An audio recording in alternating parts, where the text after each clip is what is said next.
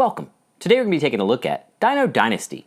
This is a 2 to 6 player tile placement dinosaur themed game, where you take the role of a dinosaur from one of the 6 dynasties, trying to survive and complete the most challenges by the end of the game. Now let's take a look at the components. Keep in mind this is a prototype form of Dino Dynasty. Dino boards. On the dino board at the top left you have the name and dynasty along with one of the 3 types. Then you have a depiction. At the bottom left, you have the size, the amount of dino meeples and eggs you will have. Next to that is your morph abilities. And on the right side, you have your evolving grid. These have places for evolve markers and action frames. You have map tiles. These consist of biome tiles that have pieces of 1 or 2 of the 6 biomes, which are forest, rainforest, swamp, shrublands, desert, and water. Some are one-time events, like mountains, craters, and volcanoes, and some are growing events like tundra, deserts, and floodplains, and ocean tiles.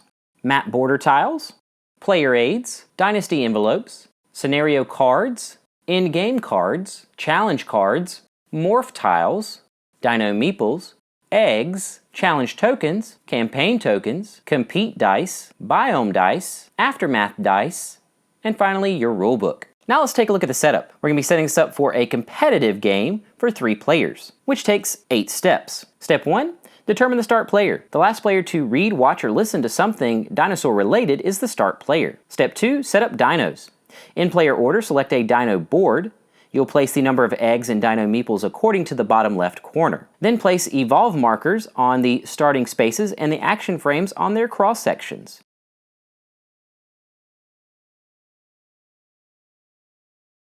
Step 3, set up map tiles.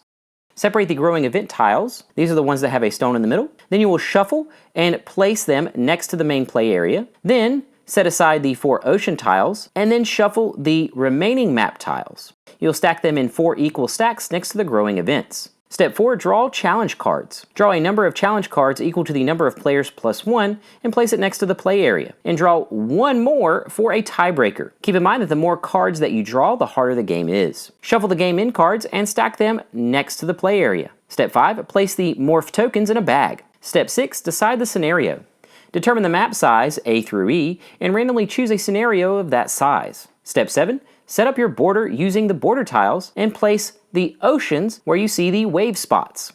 Step 8, the starting map tiles. In turn order, players will get to choose to place a tile for one of the 3 options. If there is a T, you'll place a free territory tile and get to orient it the way that you want. E is a biome event, and then you will roll the compete die for the number of morph tiles that you get to place on that event. And the question mark is a free starting tile to place your starting herd.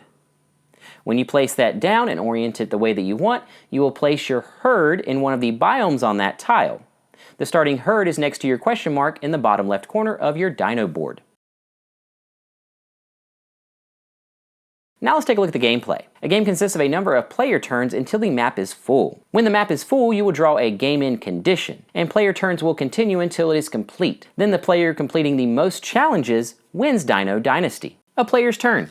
A player's turn takes 4 steps. Step 1, hatch any eggs. Step 2, choose one action from the 4 possible actions. The 4 possible actions are migrate, where you optionally draw a tile to place, and optionally move one herd 1 step. If a map tile was placed, it has to be on that tile that you move your herd. If you reveal an event, you would roll the biome die and place it on that biome and resolve the event. The second action is spread. You would add dinos to an existing herd or eggs 1 step away from your herd. Third possible action is compete. You'll move one herd 1 step into a rival biome and attack their herd or nest. Nest eggs are stomped and immediately returned to that player. Herds, you would compare your power.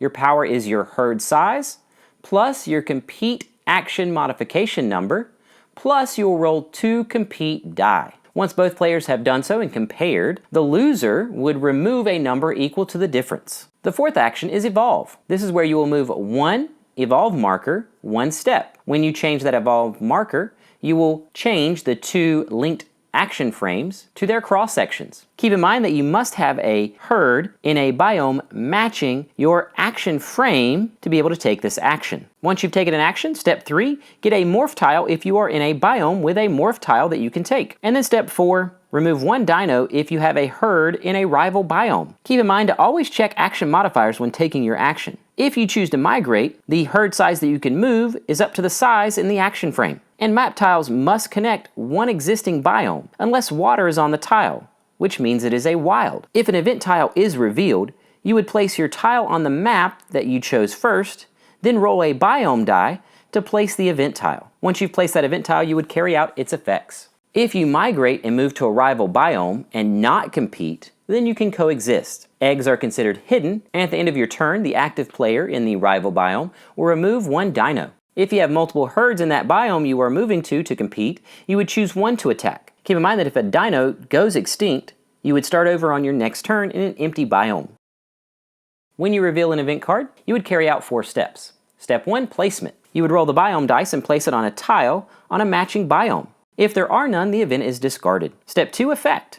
For permanent effects, if the biome is greater than 1 tile, roll the compete dice and place that number of growing biome tiles. For the floodplains, the dinos can always evolve with a herd. For the tundra, herds can't use spread, and nests can't spread here. For deserts, you can have a herd size equal to your starting herd size. If the current herd doesn't spread outside the biome, they would reduce down to their herd size at the start of the game. The one-time effect events. For a crater, the center and 8 surrounding tiles, if you cannot flee, all of your dinos and nests are destroyed. All of the 8 tiles are then flipped, and the active player can adjust them. For a mountain, all the nests and half of the dinos that can't flee are destroyed, and the diagonal tiles are flipped. For a volcano, all nests and half dinos that can't flee are destroyed, and the orthogonal tiles are flipped and oriented by the active player. Once the effects are carried out, step 3, morph. Roll 1 compete die and place the number of morph tokens equal to the number of dinos. Step 4, aftermath. Roll the aftermath dice and carry out the effect. When you add tiles, you would add them from the growing event tile. Keep in mind that morph token must match the type